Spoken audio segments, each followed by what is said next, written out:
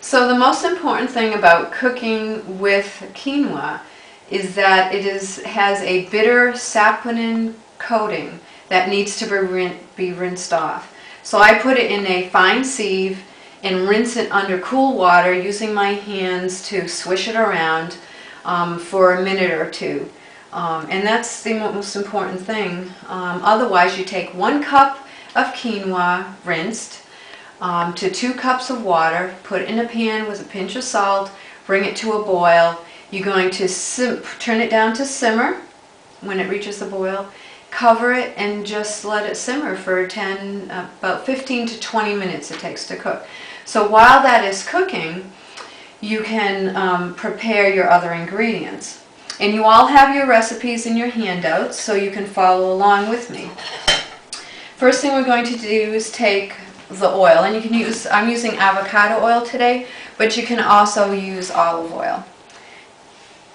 A little bit of oil. And we're going to just saute the garlic.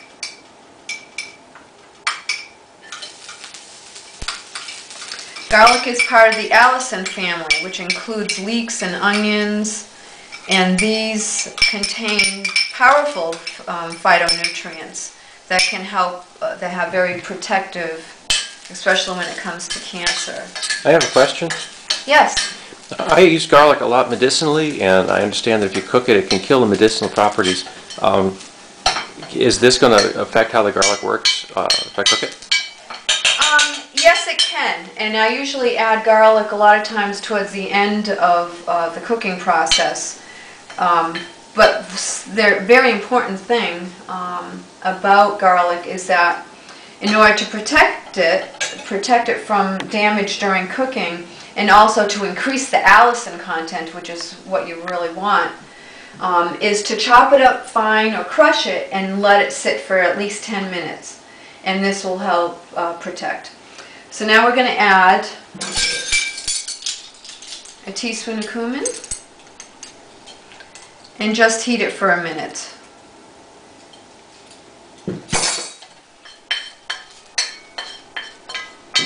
And then I'm going to set that aside, and that's just to bring out the aromatic qualities in the cumin. And then we're going to add the honey, just to loosen it, to liquefy it a bit.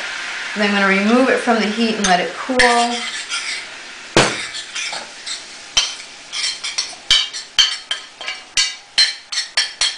So while that is cooling, we'll add our other ingredients. We have the chopped red pepper that I have marinated in the vinegar, and you can use either rice vinegar or raspberry vinegar, champagne vinegar. We're going to add scallions, another part of the Allicin family, very protective nutrients. We have chopped red pepper, and I actually have orange pepper in here because I like the color combination. When you go for peppers, you're going to have a lot more antioxidant content with the more colorful ones. Stir that up a bit.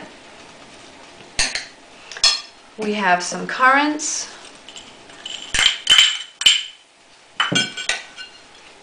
And we have some chopped cilantro.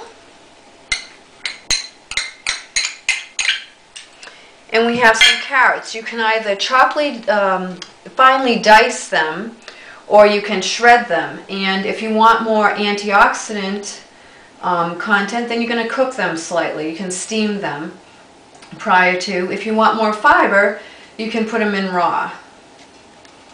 So here's some shredded carrot. And we have some toasted pecans. Just a little bit. If you toast them, you can get away with using less, but you'll retain more of the flavor of the pecans. I'm going to mix that up good.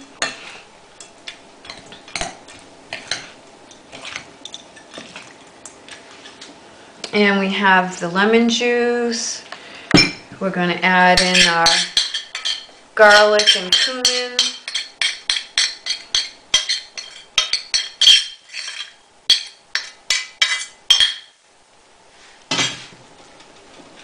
And we're going to mix that up well.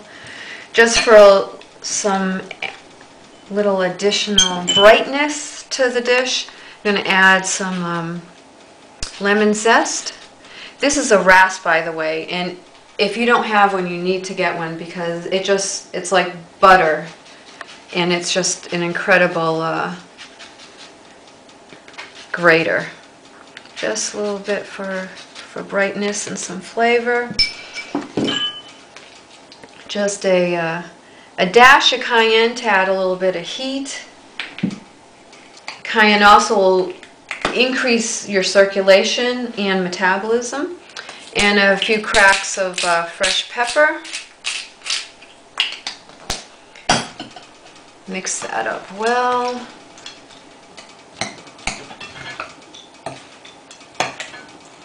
And then you can taste it, and if it needs a little more vinegar, or you can adjust.